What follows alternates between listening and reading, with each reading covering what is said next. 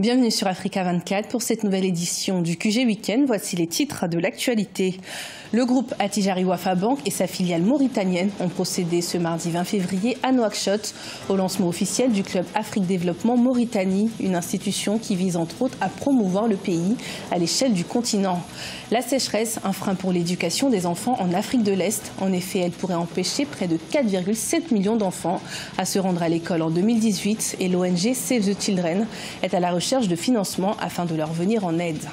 Et puis au Ghana, nous irons à la rencontre d'un jeune artiste de 24 ans qui se sert de la peinture et de la photo pour mettre en avant les personnes âgées, qui représentent pour lui une véritable source d'inspiration.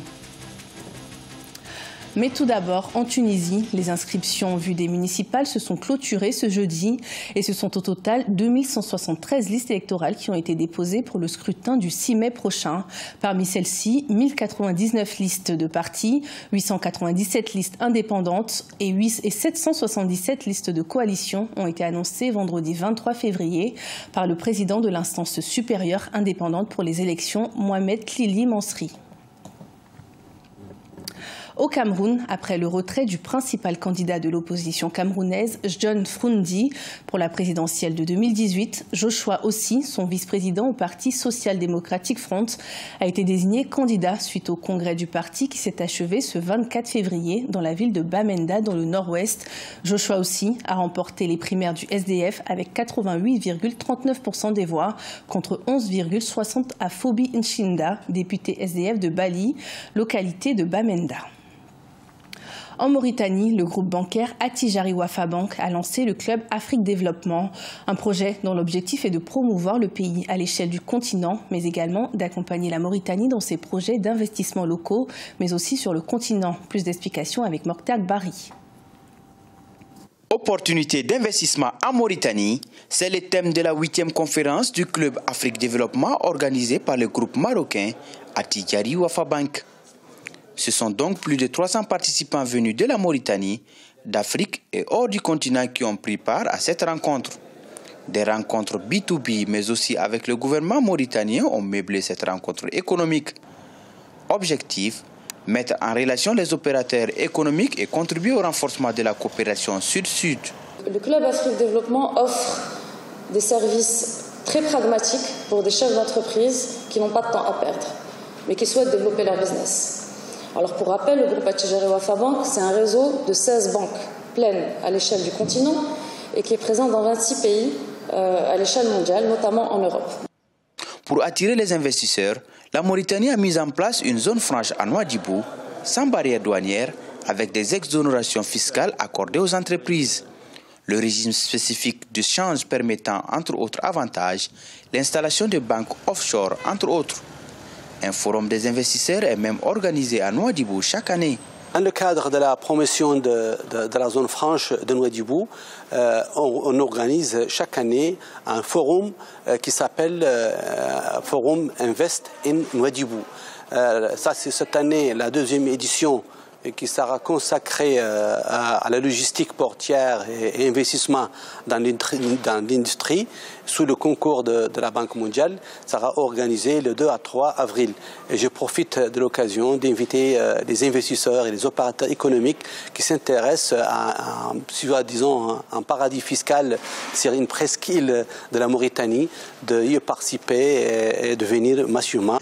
Pays à fort potentiel minéralier, agricole et halieutique, la Mauritanie dispose d'un cheptel estimé à 25 millions de têtes, des terres arables de 500 000 hectares dont 135 000 hectares irrigables, 720 km de façades maritimes avec 600 espèces répertoriées et un potentiel de capture permissible de 1 500 000 tonnes par an. L'Afrique de l'Est, face aux dégâts de la sécheresse, ils sont près de 4,7 millions d'enfants qui pourraient avoir des difficultés à se rendre à l'école cette année à cause de la sécheresse. Face à cette situation, l'ONG Save the Children lance un appel pour le financement de projets dans cette partie de l'Afrique. Plus d'explications dans ce sujet d'Adidiatou Badawi. En Afrique de l'Est, la vie scolaire des enfants est menacée par la sécheresse. L'ONG Save the Children tire la sonnette d'alarme et estime que 4,7 millions d'enfants risqueraient d'abandonner l'école en 2018. Et près de 21 millions de personnes sont en situation d'insécurité alimentaire dans la région. Aujourd'hui, 1,1 million d'enfants au Soudan du Sud et seulement 30% d'enfants en Somalie vont à l'école. En Éthiopie, 623 écoles ont été fermées depuis février 2018. Dans les localités de Wajir et de Mandera, au Kenya, 3 enfants sur 10 sont scolarisés, ceci d'après les données du ministère de l'Éducation. Si 12 000 enfants abandonnent l'école chaque jour cette année, cette région perdra toute une génération d'enfants qui, non seulement n'atteindront pas leur potentiel, mais feront face à de graves dangers pour leur santé et leur bien-être. Aucun enfant ne devrait manquer son droit à l'éducation. Il est particulièrement important de garder les écoles ouvertes pendant une période de sécheresse parce que les écoles offrent une opportunité parfaite de donner de la nourriture, de l'eau et des vaccins aux enfants pour qu'ils puissent apprendre, être en sécurité et continuer à faire de grandes choses. Dans les écoles d'Afrique de l'Est, les enfants font face au manque d'eau. Ces derniers sont pour la plupart du temps amenés à aider leurs familles à la recherche d'eau et de pâturage. C'est pour cette raison que l'ONG Save the Children appelle les donateurs à contribuer au bien-être de ces enfants. Les pays d'Afrique de l'Est doivent d'une part s'approprier l'action d'aide humanitaire d'urgence que les ONG administrent aux élèves dans les écoles. Alors la deuxième piste est plus politique. Il faudrait que nous parvenions à une situation où les conflits sont évités à travers la bonne gouvernance. Selon l'ONG Save the Children, l'enveloppe allouée aux situations d'urgence dans les pays d'Afrique de l'Est représente 2% du financement des interventions humanitaires dans la dite région. Au Ghana, Kwesi Bochwe est un artiste, photographe et peintre qui a su très vite se démarquer. Le jeune homme, originaire d'Accra, réalise des photos de personnes âgées qu'il décide ensuite de peindre. Un moyen pour lui de rendre hommage à ces personnes qu'il considère comme un véritable symbole. Son portrait dans ce sujet de Cheikh Omar Bandaogo. Trouver le meilleur plan, puis faire une belle capture, mais toujours les mêmes cibles. Les personnes du 3e âge, une véritable source d'inspiration pour Kwesi Bochwe, ce jeune artiste ghanéen originaire de Nima, un bidonville d'Accra. S'il est artiste, c'est bien parce que de l'appareil numérique, les portraits finissent sur une toile. Dessiner des personnes d'un âge avancé, Kwesi Bochwe semble l'avoir dans l'ADN. Tout a commencé quand j'étais en primaire. Je faisais pas mal de croquis et je ne m'intéressais pas trop à la lecture.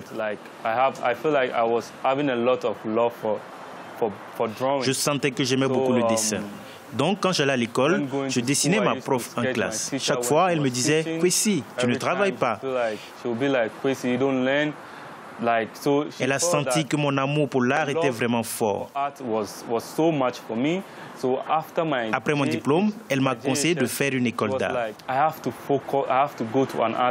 Sorti de l'école d'art, ce qui était au départ une sorte de désintérêt pour la lecture est devenu un véritable projet de vie. En effet, après une série d'œuvres sur les personnes handicapées et une autre sur les enfants vulnérables, le voici sur la réalisation de ce qu'il a appelé l'âge du non-retour. J'ai eu l'idée de la série L'âge du non-retour quand je vivais avec ma famille, parce que j'ai grandi dans une très grande famille, où il y avait beaucoup de personnes âgées et aussi avec beaucoup de jeunes.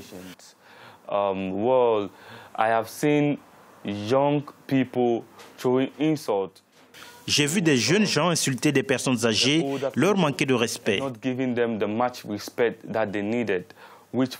Alors que pour moi, les anciens sont nos modèles. Ce sont des personnes dont nous devrions nous inspirer parce qu'ils ont de l'expérience. À seulement 24 ans, il connaît du succès. Les peintures de sa collection sont déjà présentées dans des expositions aux États-Unis, en Afrique du Sud et dans certains pays d'Europe. Ce journal a été préparé par l'ensemble de la rédaction. Merci de nous avoir suivis. Retrouvez dans un instant une nouvelle édition de l'information sur Africa 24.